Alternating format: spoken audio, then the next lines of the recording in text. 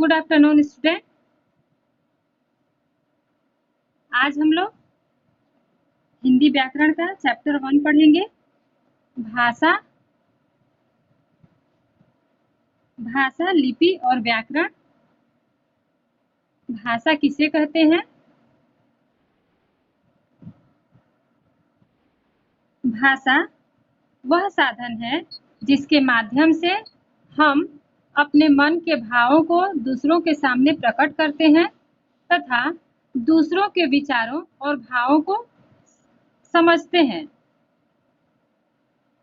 संसार में बहुत सारी भाषाएं बोली जाती हैं, जैसे हिंदी, अंग्रेजी, संस्कृत, चीनी, फ्रेंच, जर्मन, जापानी, उर्दू, अरबी, फारसी आदि।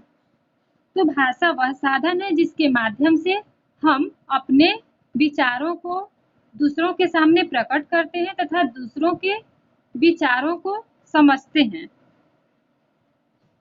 संसार में अनेक प्रकार की भाषाएं बोली जाती हैं। हिंदी, अंग्रेजी, संस्कृत, फ्रेंच, जर्मन, जापानी, उर्दू इत्यादि।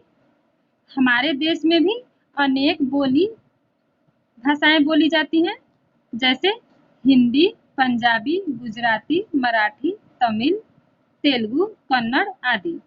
हमारे देश में ये सब भाषाएं बोली जाती हैं। तो भाषा के कितने रूप होते हैं? भाषा के 3 रूप होते हैं, मौखिक, लिखित और सांकेतिक। मौखिक भाषा भाषा का वह रूप है जिसके द्वारा हम अपने मन के भावों और विचारों को बोलकर प्रकट करते हैं तथा सामने वाला सुनकर समझता है। उसे हम भाषा का मौखिक रूप कहते हैं। जैसे बातचीत करना, वाद विवाद करना, भाषण देना, कहानी सुनना, टेलीफोन पे बात करना, ये सब क्या है? मौखिक भाषा के उदाहरण है। मौखिक भाषा के उदाहरण क्या है? बातचीत करना, भाषण देना, फोन पे बात करना। तो ये सब चीज जो है मौखिक भाषा के उदाहरण है। लिखित भाषा भाषा का वह रूप है जिसके माध्यम से हम अपने मन के भावों और विचारों को लिखकर प्रकट करते हैं और सामने वाला पढ़कर समझता है। उसे हम भाषा का लिखित रूप कहते हैं। जैसे पत्र लिखना, कहानी पढ़ना, समाचार पत्र, जीवनी, निबंध लिखना। यानी कि पत्र लिखना और पढ़ना दोनों ही लिखित भाषा के अंतर्गत आता है। सांकेतिक भाषा, जब हम अपने मन के भावों और विचारों को संकेत के माध्यम से दूसरों को समझाते हैं या फिर समझते हैं, उसे हम सांकेतिक भाषा कहते हैं। जैसे यहाँ पे चित्र में भी दिया हुआ है, ट्रैफिक लाइट का उदाहरण दिया गया है। यहाँ जो सिपाही है वो ट्रैफिक लाइट के माध्यम से लोगों को बता रहा है। तो यहाँ पे जो ट्रैफिक लाइट की जो बत्तियां हैं ये सांकेतिक भाषा का उदाहरण है। इसके अलावा जब क्रिकेट में अंपायर होता है जो इशारे करता है, वो भी सांकेतिक भाषा का उदाहरण है। जब हम कोई वस्तु इशारे से दिखाते हैं और उसके विषय में बात करते हैं तो वो भी सांकेतिक भाषा का उदाहरण है। नेक्स्ट है भाषा के अन्य रूप। इन 3 रूपों के अलावा भी भाषा के कुछ अन्य रूप हैं जो यहाँ पे दिए हुए हैं, देखिए। जैसे राष्ट्रभाषा, मातृभाषा,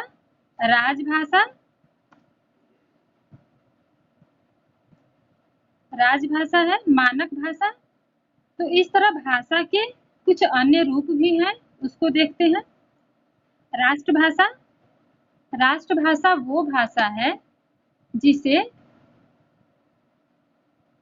देश के अधिकांश लोग बोलते और समझते हैं। तो भारत के अधिकांश लोग किस भाषा को बोलते और समझते हैं? हिंदी भाषा को। तो भारत की राष्ट्रभाषा क्या है? हिंदी है। तो जिस भाषा को देश के अधिकांश लोग बोलते और समझते हैं उसे हम राष्ट्रभाषा कहते हैं, भारत की राष्ट्रभाषा हिंदी है।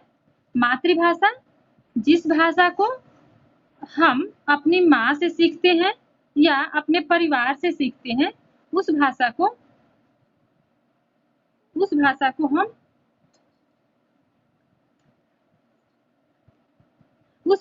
हम मातृभाषा कहते हैं। मातृभाषा, जिस भाषा को हम अपनी माँ तथा परिवार से सीखते हैं, उस भाषा को हम लोग मातृभाषा कहते हैं। राजभाषा, राजभाषा राजभाषा उसे कहते हैं जिस भाषा का प्रयोग सरकारी कामकाज में किया जाता है आधिकारिक रूप से, यानी कि जिस भाषा का प्रयोग दफ्तरों में किया जाता है आधिकारिक रूप से, उस भाषा को हम राजभाषा कहते हैं। जैसे हिंदी जो है हमारी राजभाषा है। भारत में हिंदी और अंग्रेजी दोनों भाषाओं में सरकारी कामकाज किए जाते हैं। भारत में हिंदी और अंग्रेजी दोनों ही भाषाओं में सरकारी दफ्तरों में जो काम किए जाते हैं, 14 सितंबर 1949 को संविधान के अनुच्छेद 343 के अनुसार हिंदी को भारत की राजभाषा घोषित की गई। इससे पहले भारत में दफ्तरों में जिस भाषा का प्रयोग किया जाता था वो अंग्रेजी था, क्योंकि इससे पहले अंग्रेजों का शासन था, तो अपनी सुविधा के लिए अंग्रेजी भाषा को रखे थे। लेकिन बाद में जब हमारा देश आजाद हुआ तो उसके बाद हम लोगों जो भारत के हमारे नेता थे, वो महान व्यक्ति थे, उन्होंने 1949 को हिंदी भाषा को भी आधिकारिक रूप से सरकारी कामकाज के लिए इसको मान्यता दिलाई। तो 14 सितंबर 1949 से भारत में हिंदी को सरकारी कामकाज के लिए यूज किया जाने लगा। तब से भारत की राजभाषा हिंदी भी हो गई। तो हिंदी हमारी भारत की राजभाषा है। और हम लोग 14 सितंबर को हिंदी दिवस मनाते हैं। इसलिए प्रतिवर्ष हम लोग हिंदी दिवस मनाते हैं, क्योंकि आधिकारिक रूप से 14 सितंबर 1949 को हिंदी भाषा को दर्जा मिला था राजभाषा का। इसीलिए मानक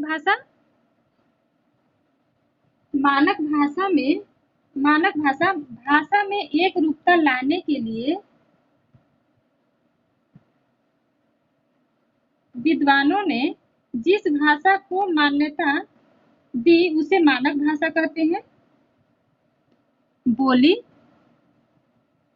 यह भाषा का किसी भी क्षेत्र विशेष में बोली जाने वाली भाषा को हम बोली कहते हैं। किसी एक क्षेत्र विशेष में बोली जाने वाली भाषा को हम बोली कहते हैं, जैसे भोजपुरी, ब्रजभाषा, मारवाड़ी, राजस्थानी आदि। साहित्य, किसी भी भाषा के संचित ज्ञानकोश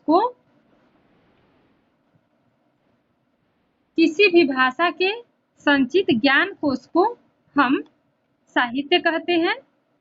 साहित्य की रचना दो रूपों में होती है, गद्य और पद्य। तो साहित्य क्या है? किसी भी भाषा के संचित ज्ञानकोश को हम साहित्य कहते हैं। लिपि, हर एक भाषा का लिखने का ढंग अलग अलग है। हर एक भाषा की अपनी कुछ निश्चित ध्वनियां होती हैं। उन ध्वनि चिन्हों को हम लिपि कहते हैं। तो हम कह सकते हैं कि भाषा के लिखने के ढंग को हम लिपि कहते हैं। जैसे हिंदी की लिपि क्या है? देवनागरी। और गुजराती की जो लिपि है वो भी देवनागरी लिपि है। अंग्रेजी रोमन लिपि में लिखी जाती है।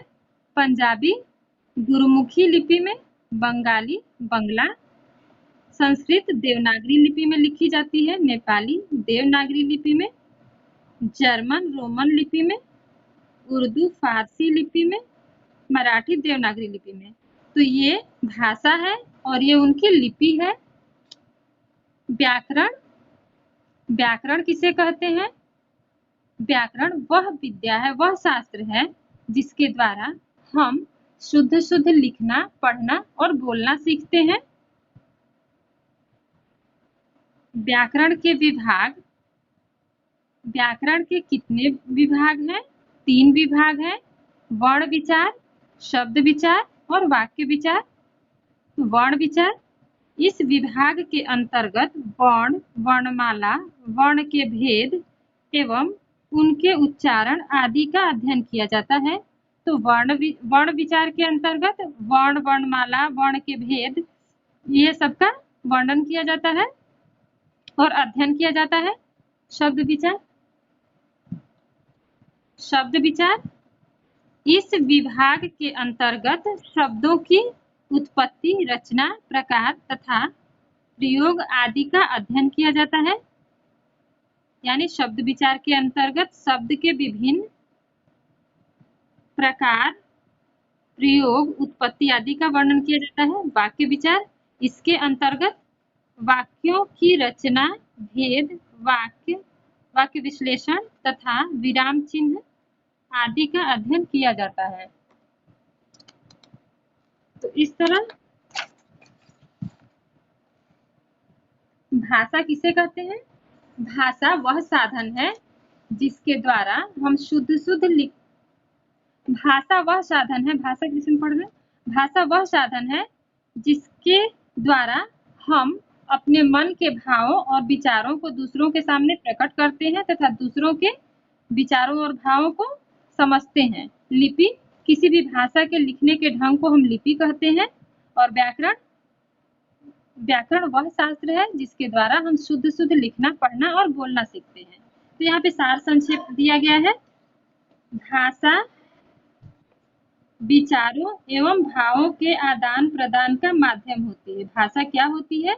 भाषा विचारों एवं भावों के आदान प्रदान का माध्यम होती है। भाषा के 3 रूप होते हैं, मौखिक, लिखित और सांकेतिक। देश के अधिकांश लोगों द्वारा बोली जाने वाली और समझी जाने वाली भाषा को हम राष्ट्रभाषा कहते हैं। परिवार के सदस्यों से सीखी जाने वाली भाषा को मातृभाषा कहते हैं। भाषा का क्षेत्रीय रूप बोली कहलाता है। ज्ञान का संचित कोश साहित्य कहलाता है। भाषा लिखने के ढंग को लिपि कहते हैं। भाषा के शुद्ध रूप का ज्ञान कराने वाले शास्त्र को व्याकरण कहते हैं। व्याकरण के 3 विभाग हैं, वर्ण विचार, शब्द विचार, वाक्य विचार। तो इसको आप अच्छे से लर्न कर लेंगे, इतना लर्न कर लेंगे तो आप अच्छे से कर लेंगे, कोई किसी भी क्वेश्चन को अच्छे से सॉल्व कर लेंगे। तो एक्सरसाइज देखेंगे। भाषा किसे कहते हैं? भाषा वह साधन है जिसके द्वारा हम अपने मन के भावों और विचारों को दूसरों के सम्मुख प्रकट करते हैं तथा दूसरों के विचारों को समझते हैं। हिंदी भाषा के रूप कौन कौन से हैं?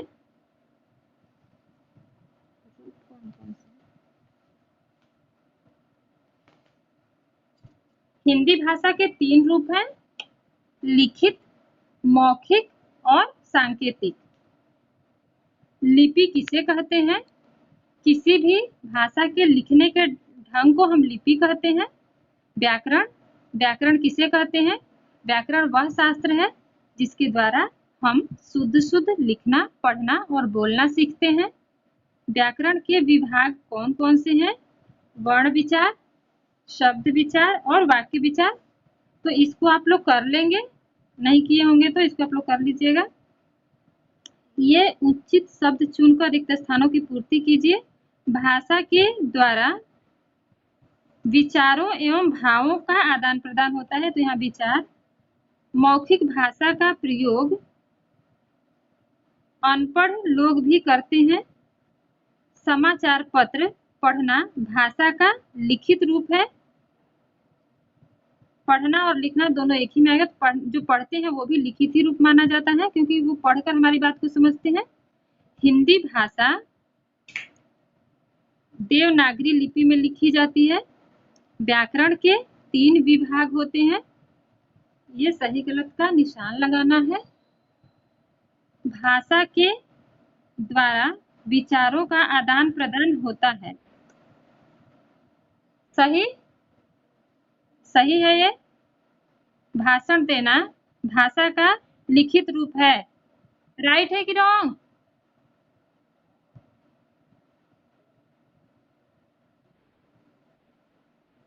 भाषण देना भाषा का लिखित रूप है। ये गलत है।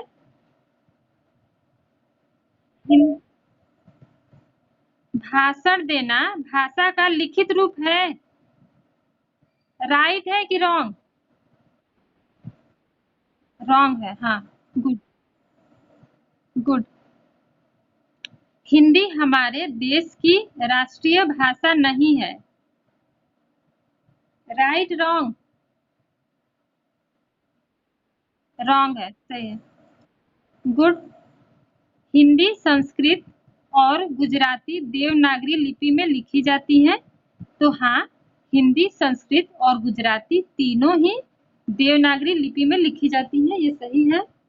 भाषा के नियमों वाले शास्त्र को व्याकरण कहते हैं। राइट है? राइट है बेटा। ये राइट है। अब नेक्स्ट। ओके। ये निम्नलिखित भाषाओं की लिपियों के नाम लिखिए। हिंदी किस लिपि में लिखी जाती है? देवनागरी लिपि, जर्मन, रोमन लिपि, उर्दू, फारसी लिपि में लिखी जाती है। अंग्रेजी भी रोमन लिपि में लिखी जाती है। बंगाली बंगला में, और मराठी देवनागरी में। इस तरह से हिंदी, संस्कृत, गुजराती और मराठी ये 4 जो भाषाएं हैं वो देवनागरी लिपि में लिखी जाती है। ठीक है। यहाँ पे लिखित तथा मौखिक भाषा के 2-2 उदाहरण दीजिए। लिखित के भाषा के उदाहरण बताइए। पत्र लिखना, निबंध लिखना,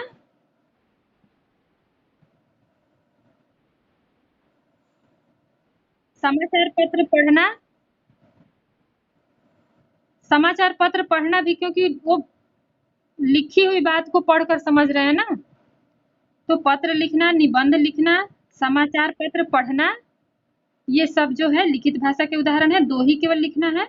मौखिक भाषा बातचीत करना, भाषण देना, फोन पे बात करना, टेलीफोन पे।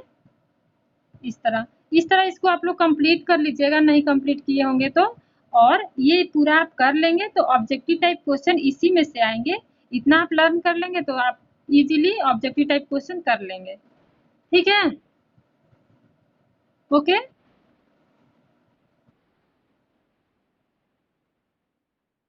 क्या बेटा?